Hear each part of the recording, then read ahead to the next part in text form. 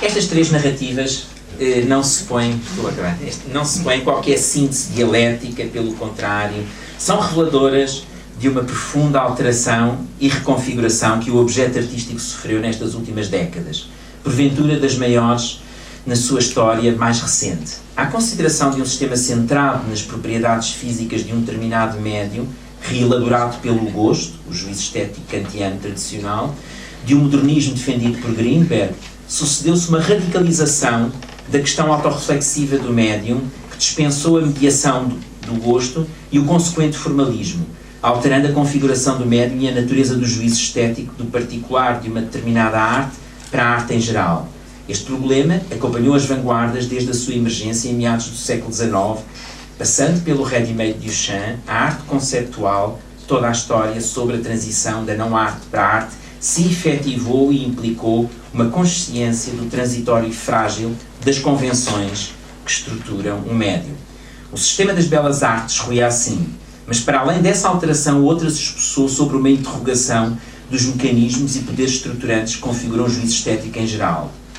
Se Michel Foucault foi quem inicialmente chamou a atenção para o facto de que os discursos estão carregados no seu interior por relações de forças que o conhecimento deixara de ser o conteúdo autónomo da disciplina e tornar-se disciplinar, marcado por operações de poder, Rothars foi dos primeiros artistas a proceder a uma desconstrução da presença a si, com que até aí o objeto artístico havia sido pensado.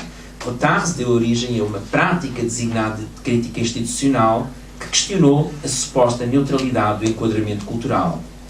Mais que a pretensão de Kosuth a integrar a teoria da arte na arte, operando um controle sobre as convenções para deixar transparecer uma essencialidade, o que a crítica institucional experimentou foi a possibilidade do objeto artístico, a partir da crítica à historicidade das suas convenções.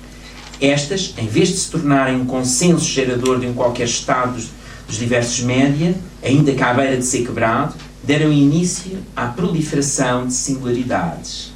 Aquilo a que assistimos hoje nas práticas artísticas não pode ser considerado uma situação de superação do médium num pós-médium, sobretudo se isso significar estritamente ultrapassagem ou superação, quando é inconcebível uma arte inseparável de uma substância, seja ela linguística, das técnicas e dos hábitos culturais que a produzem. Penso que a configuração que as práticas artísticas assumem atualmente recusa a possibilidade de um consenso sobre as convenções de trabalho de um médium, mesmo no interior da obra de cada artista. Os raptos e deslocações a que os média tradicionais são submetidos reconfiguram-nos criticamente, quer pela rearticulação das suas particularidades de um contexto histórico redescobertas noutro, como um índice de compreensão de um mundo perdido, quer pela ativação dos seus resíduos, das suas possibilidades que retornam como uma potência de repetição, que não deve ser entendido como um retorno do mesmo, mas como o próprio devir dessas imagens, tecnologias e convenções perceptivas. O médium passou então a implicar os próprios atos de percepção e a sua história, a par dos aspectos físicos constitutivos e respectivas convenções técnicas, sem os submeter a uma unidade central, preservando as diferenças irredutíveis na constituição da sua presença como um jogo topológico. A articulação destas diferenças, que as reúne e preserva na unidade da obra, devolve uma fratura à sua presença. Esta é uma invisível articulação que afasta o médium das considerações metafísicas fundadoras de uma presença originária, assim que o pensamento ocidental, e nomeadamente o modernista, lhe atribuiu. Pode assim o médium situar-se no ponto em que a linguagem conhece a sua representação e a arte se torna a produção de um médium sem nome. Muito obrigado.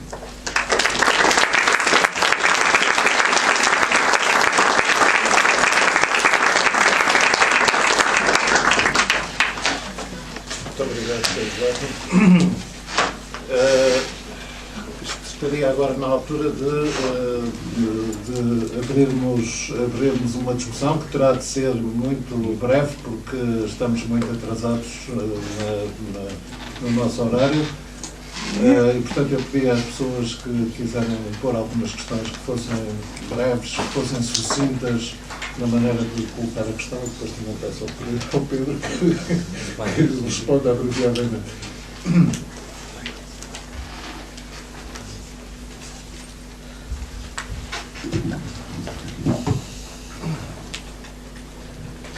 Professor Pedro Lapa, muito obrigado pela sua explicação, gostei muito de ouvir.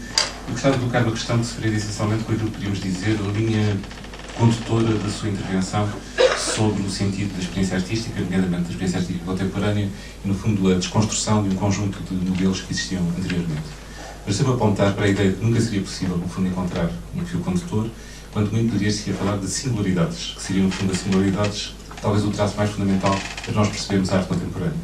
Mas ao dizermos que algo é uma singularidade, essa afirmação tem que ter um sentido, tem que ter E desse modo nós estamos de algum modo a trazer, no fundo, a própria questão da natureza e da essência da arte para aí.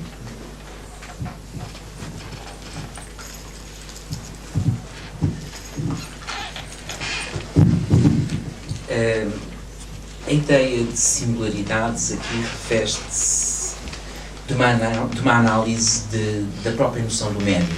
O médio deixou de ser constituído como uma unidade de elementos interrelacionada, submetida a um princípio.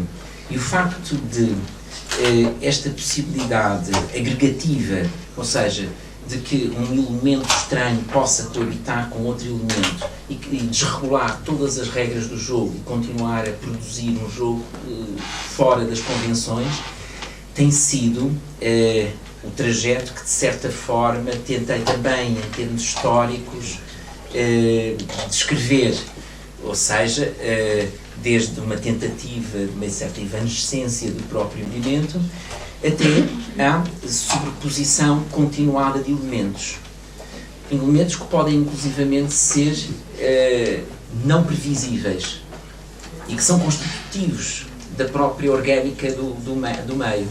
Nesse sentido, não podemos prever a determinação dos elementos que se vêm ajustar. Foi nesse sentido que tentei utilizar o termo de singularidade, não tentando debater sobre.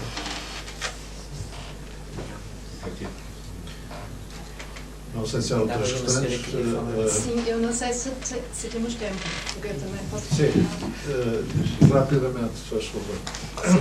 Não, a minha pergunta, quer dizer, não é uma pergunta, é um comentário. O que gostei na intervenção é que você ia para dentro da arte, ou seja, a tese que eu estou a ler, aí é que a minha resposta sobre o que é arte é o que a própria arte diz. E eu acho essa questão é uma questão antiga, já o Hegel achava a arte morreu, e no entanto a arte não morreu, é um sistema que continua constantemente. Com uma série de intervenções dele, gostei especialmente de olhar para o museu como instituição organizadora e realçar como a própria arte muda,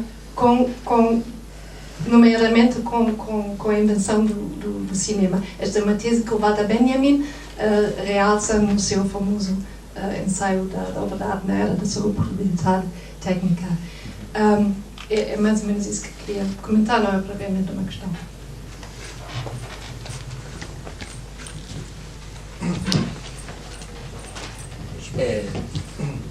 Certo, a questão é que eu centrei-me obviamente num momento em que a arte, a peça mais antiga que aqui apresentei, penso que foi o secador de garrafas do Duchamp. E portanto estou a falar num período em que a arte e o próprio conceito da arte é inerente ao seu fazer por parte dos artistas e não à assunção de um princípio estável e inquestionável que depois na sua prática vai gerando modificações e possibilidades. A partir do momento em que eu penso que esse aí é o defendo da arte moderna e a tentativa, falei disso numa conferência anterior neste ciclo, em que os artistas tornam a noção de arte como motivo da própria reflexão da sua produção, ela não deixou de assolar no sentido de mesmo fantasmagórico as próprias produções artísticas. De uma forma ou de outra, continuam a assoar necessariamente, pelo que as produções artísticas estão continuamente a desdobrar essa noção. Também não quer salvaguardar apenas um aspecto, não quer constituir qualquer determinismo tecnológico que possa parecer. Tentei referir no final que existem elementos obsoletos que vêm inclusivamente de outros tempos perturbar, por vezes, outras situações. Existem hoje em dia instalações que vivem com o digital e, ao mesmo tempo, com um filme 16mm de um período completamente diferente. Estas coexistências temporais formam séries muito heterogéneas, não é?